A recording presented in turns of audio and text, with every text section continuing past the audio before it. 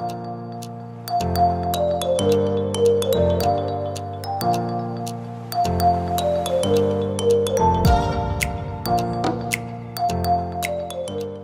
পাচ্ছ প্রতিটা দেওয়ালে এরকম লিখেছো, মানে একটা মন্দিরে না করলেই পারতে। হ্যালো এভরিওয়ান, আমি Simantika and again welcome to my channel. তো গেস করো তো আজকে আমরা কোথায় এসেছি? অনেকেই হয়তো গেস করতে পারছো না, কারণ পেছনের স্ট্রাকচার দেখে মনে হচ্ছে না এটা রায়গঞ্জ। সত্যি এটা রায়গঞ্জের মাঝেও যে এত সুন্দর একটা প্রাচীন প্লেস রয়েছে সেটা আমরাও জানতাম না। তো জানতে পেরেই চলে এসেছি। তো এটা হচ্ছে ভৈরবী মায়ের মন্দির, প্রায় 500 থেকে 600 বছরের পুরনো। ভাবতে পারছো, তখন রায়গঞ্জ শহরই হয়নি, তারও অনেক পুরনো। মন্দিরটা তো ঘুরে দেখাবো তোমাদের। আর তোমরা ভাবছো কিভাবে আসবে, তার জন্য চলো একবার দেখে নি তোমরা এখানে কিভাবে আসবে।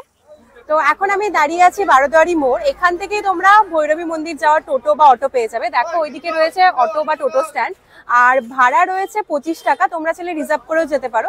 আমরা অনেকটা দেরি হয়ে গেছে বলে আজকে রিজার্ভ করে নিয়েছি। যাবো ওখানে, কিছুক্ষণ থাকবো, ঘুরবো, তোমাদের সাথে শেয়ার করব, আবার এখানে ব্যাক করব। তো চলো বাকিটা শেয়ার করছি, দেখতে থাকো। তো আমরা চলে এসেছি রায়গঞ্জ থেকে 26 কিলোমিটার দূরে বিন্দলের ভৈরবী মন্দিরের সামনে।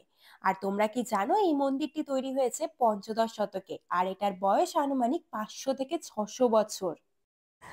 তো দেখতে পাচ্ছ এটাই হচ্ছে সেই কাঞ্চন নদী, যেখান থেকে ঠাকুরটাকে উঠিয়ে নিয়ে গিয়ে স্থাপিত করা হয়েছিল। ওটাই মানে কথিত আছে এই নদীর জলে ঠাকুরটাকে পাওয়া গেছিল। তো ওখানে তারপরে মন্দির করা হয়েছে। যদিও এখন এখানে নদী নেই, নদীটা পুরো শুকিয়ে গেছে, কিন্তু দেখো ব্রিজটা এখনো রয়েছে।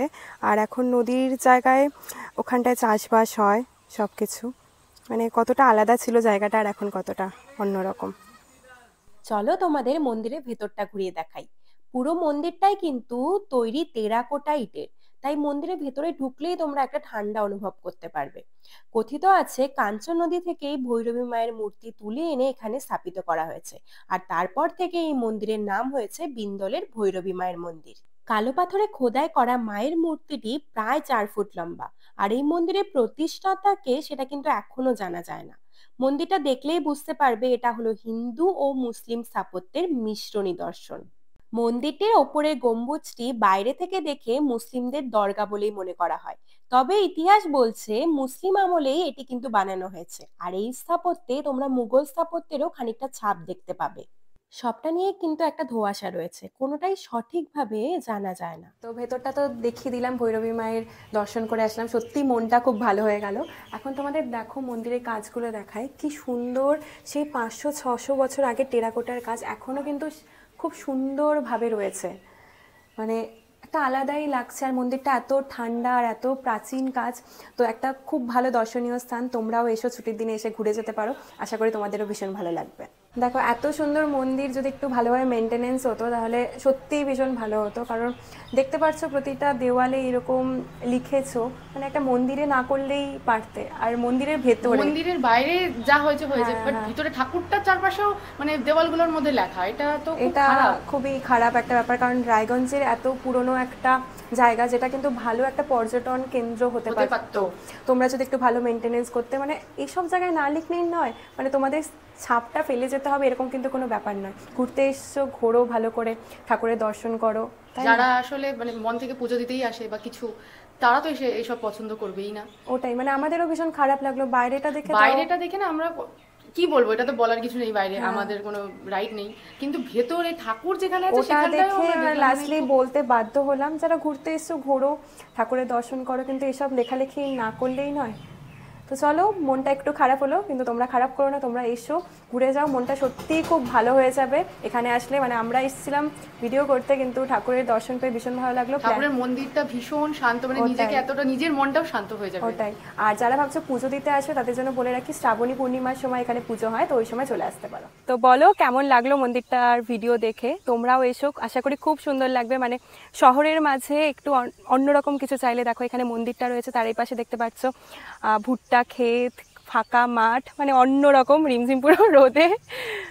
হচ্ছে তার জন্য কিছু বলছে না, কিন্তু কেমন লাগছে না, তুই বল। ভীষণ জায়গাটা ভালো, ভীষণ জায়গা বলছি, জায়গাটা ভীষণ ভালো, ঠাকুর আছে, ঠাকুর জাতীয় যে কোনো জায়গায় ভীষণ সুন্দর, হ্যাঁ ভীষণ সেটা নিয়ে কিছু বলার শান্তি। নেই। আর দেখতে পাচ্ছ মন্দিরের আশপাশটা দিয়ে হাঁটছি, মানে আলাদাই লাগছে। আর আশেপাশে মানে শহরে থাকতে একটা যদি হুট করে এরকম একটা জায়গায় আসা যায়, বেশ মনটা ভালো হয়ে যায়। আশেপাশে কি সুন্দর ক্ষেত রয়েছে, তবে মাঠ তোমরা রয়েছে। যদি এতটা রৌদ্রের মধ্যে নাও আসতে চাও, তোমরা একটু বিকেল দিকে আসতে পারো, ঘুরতে বিকেল ঘুরতে। দিকে আসতে পারো, ভীষণ ভালো লাগবে। আর এখানে একটা শিব মন্দিরও আছে, চলো ওখানটা একটু ঘুরিয়ে দেখাই তোমাদের।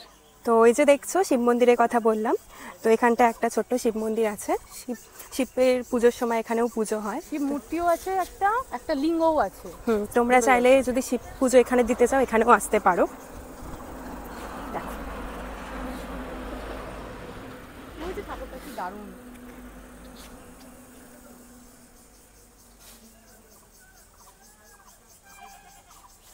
ওখানে আবার লিখে রাখছে সিঁদুর দেবেন না। দেখো, যারা হচ্ছে বারোদুয়ারি থেকে টোটো বা অটোতে বা বাস স্ট্যান্ড থেকে যদি আসো, তো আসতে খুব একটা তোমাদের অসুবিধা হবে না। দেখতে পারবে ওখানে একটা ব্রিজ, বা ওই টোটো বা অটো দাদাকে বললেও হবে, ওই ব্রিজের পাশে এই গলিটাতে নামালেই হবে। তারপরে একটু হাঁটলে বা ওই রাস্তা থেকেই তোমরা দেখতে পারবে ভৈরবী মায়ের মন্দির। তো এখানে এসে ঘুরে যাও। আর কোনো প্রবলেম হলে ডেসক্রিপশন থেকে তোমরা ম্যাপের লিঙ্ক পেয়ে যাবে, তো ওখানটা দেখেও চলে আসতে পারো। আমরা তো ভৈরবী মায়ের মন্দির ঘুরে গেলাম, ভীষণ ভালো লাগলো। তোমরাও এসো, ঘুরে যাও। আর কেমন লাগলো অবশ্যই কমেন্ট সেকশনে জানিও। এরকম ফুড ব্লগ যেরকম আমাদের আসছিল, এরকম ট্যুরিস্ট ভিডিও অনেক আসছে আরো। হ্যাঁ, মানে রায়গঞ্জে ঘোরার জায়গার জন্য কিন্তু তোমাদের এই চ্যানেলটা সাবস্ক্রাইব করতে হবে, কারণ সব আমি আস্তে আস্তে ডিটেলস শেয়ার করতে থাকবো। নতুন নতুন অনেক ব্লগ আসছে, তো এই ব্লগটা সবার মধ্যে ছড়িয়ে দাও, যাতে সবাই ভৈরবী মায়ের মন্দিরের কথা জানে আর এখানে এসে ঘুরে যায়। আর আমার ভিডিও ভালো লাগলে আমার চ্যানেলটা অবশ্যই সাবস্ক্রাইব করে দিও। দেখা হচ্ছে পরের ভিডিওতে। টাটা।